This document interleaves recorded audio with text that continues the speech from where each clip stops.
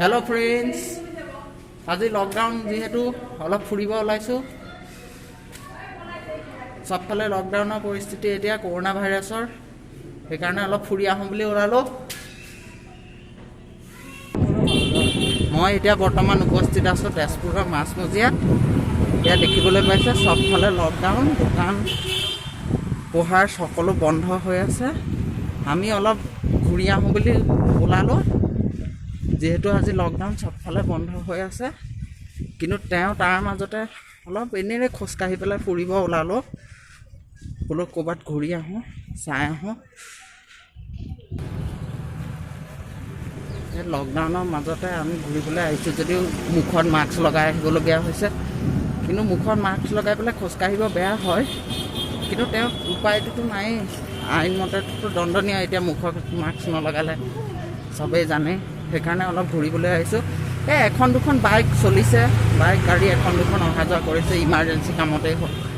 বা কিবা স্বাস্থ্য সম্পৰ্কীয় কামতেই হওক এতিয়া মই বৰ্তমান পাইছোঁহি আৰু টিবেনী পাইছোঁহি মোৰ লগত আহিছে কৌশিক দাস তেওঁ মোৰ ৰুমমেট হয় আমি দুইজনে ফুৰিব আহিছোঁ এনেই ওলাই পেলাই এয়া আপোনালোকে দেখিছে গাড়ী এখন দুখন চলিছে টিবেনী মাছভাগৰ দৃশ্য এয়া টিবেনী মাছভাগৰ বৰ্তমান খালী হৈ আছে এখন দুখন গাড়ী চলিছে বৰ্তমান যি জৰুৰীকালীন সেৱাৰ সৈতে জড়িত গাড়ীবোৰ চলিছে আমি এতিয়া এটা মন্দিৰলৈ বুলি কৈ আছোঁ কিন্তু বহুত দূৰ খোজকাঢ়ি আহিছোঁ যে সেইকাৰণে অসুবিধা পাইছোঁ অলপ মাস্ক চাস্ক পিন্ধি পেলাই উপায় নাই মাস্ক চাস্ক পিন্ধি পেলাইতো যাবই লাগিব কিন্তু এতিয়া মাস্ক পিন্ধি পেলাই অসুবিধা পাইছোঁ কাৰণে অলপ নাকটো উলিয়াই লওঁ নহ'বা উশাহ ল'ব বহুত কষ্ট হয় আমি গৈ আছোঁ বৰ্তমান সেই মন্দিৰটো চাবলৈ যিটো মন্দিৰত মই আজিলৈকে আহি পোৱা নাই কিন্তু মন্দিৰটো কিছুমান অংশ আপোনালোকক দেখুৱাম এতিয়া আমি উপস্থিত আছোঁ এখন নৈ কাষত এইখনেই হৈছে বিশাল ব্ৰহ্মপুত্ৰ নদী বিশাল ব্ৰহ্মপুত্ৰ নদীৰ কাষতে এয়া দেখিবলৈ পাইছে মাছমৰীয়াসকলে মাছ ধৰাৰ দৃশ্য এয়া আপোনালোকৰ দেখুৱাইছোঁ মাছমৰীয়াসকলে কেনেকৈ মাছ ধৰে ইয়াত এয়া ব্ৰহ্মপুত্ৰৰ কাষতে যিটো মন্দিৰ বা দেৱালয় সেইখনলৈ মই আজিলৈকে গৈ পোৱা নাই সেইকাৰণে চাম বুলিয়ে ওলাইছিলোঁ বৰ্তমান আমি মন্দিৰটোলৈ যাম তাৰ আগতে ইয়াৰ মনোমোহা দৃশ্যখিনি আপোনালোকৰ আগত দেখুৱাইছোঁ ইয়াৰ মনোমোহা দৃশ্যখিনি চাওক ভাল পাব এটা ধুনীয়া পৰিৱেশ এটা ঠাণ্ডা পৰিৱেশ হয় লকডাউনৰ মাজতে ইয়ালৈ ফুৰিবলৈ আহি মোৰ খুবেই ভাল লাগিলে এটা ঠাণ্ডা পৰিৱেশ লগ পালোঁ বহুত ধুনীয়া পৰিৱেশ সেউজীয়া গছ গছনিৰ কাষতে আছে এখন নদী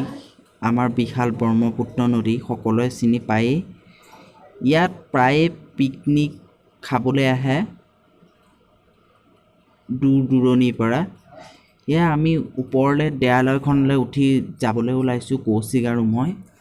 এয়া আমি ওপৰলৈ উঠি গৈছোঁ খটখটিৰেদি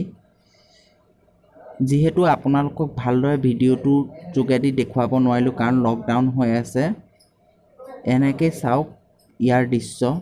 এদিন আকৌ নতুনকৈ এটা ভিডিঅ' বনাম মই ইয়াৰ ওপৰত দেৱালয়খনত বৰ্তমান কোনো পূজাৰী বা মানুহ নাছিলে আমি য'ত গৈছিলোঁ তাৰ সন্মুখতে এইটো আপোনালোকে গৰু দেখিবলৈ পাইছেই সেই গৰুটো চাওক এটা বনাই থোৱা আছে গৰুটো দেখিবলৈ বহুতেই সুন্দৰ এটা গৰু হয় কেতিয়া বনাইছিলে বা এইটো উৎপত্তিৰ বিষয়ে বা কোনে এই মন্দিৰটো বনাইছিলে বা সাজিছিলে ইয়াৰ ইতিহাস মই অৱশ্যে নাজানো কাৰণ মই এইটো ফাৰ্ষ্ট টাইম আহিছোঁ আৰু ইয়াতো সুধিবলৈ ওচৰত কোনো মানুহ নাছিলে যিহেতু লকডাউন পৰিৱেশ কিন্তু ইয়াৰ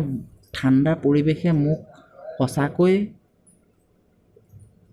বহুত অনুপ্ৰেৰণা যোগাইছে আৰু বহুত ভাল লাগিছে ইয়াৰ পৰিৱেশটো ঠাণ্ডা। এয়া দেৱালয়ৰ ভিতৰ ভাগৰ দৃশ্য আপোনালোকৰ আগত দেখুৱাইছোঁ। দেৱালয়ৰ ভিতৰ ভাগলৈ সোমাব পৰা অৱস্থাত নাছিলে, যিহেতু দেৱালয়খন বহুত দিন ধৰি বন্ধ হৈ আছিলে। আমাৰ ঐতিহ্য ক্ষেত্ৰবোৰ এনেকুৱা হ'লে মনটো বহুত দুখ লাগে, যিহেতু এইবিলাক পুৰণি আমাৰ ঐতিহ্যমণ্ডিত স্থান হয়। দেৱালয়খনৰ পৰিৱেশটো ইমানেই ঠাণ্ডা পৰিৱেশ, মোক সঁচাকৈ বহুত ভাল লাগিছে। কি বুলি ক'ম, কোনো ভাষা নাই।